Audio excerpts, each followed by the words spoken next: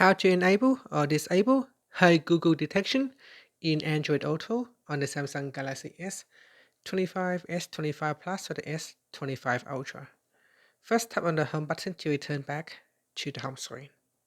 Then on the home screen, swipe down at the top to open up quick settings. In here, tap on the settings icon. Next, go down and then tap on connected devices. Now scroll down to the bottom and tap on Android Auto. After that, scroll down. Then tap on Hey Google detection. And from here, tap on Hey Google, tap on the toggle button to turn it on or switch it off.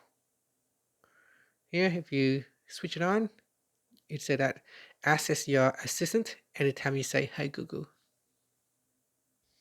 And that's it. So if you turn it off, you have the option to turn it on while driving or switch it off. If you turn on Hey Google, then this option will not be available. And finally, you can tap on the home button to return back to the home screen. If you find this video helpful, please like and subscribe to my channel for more videos.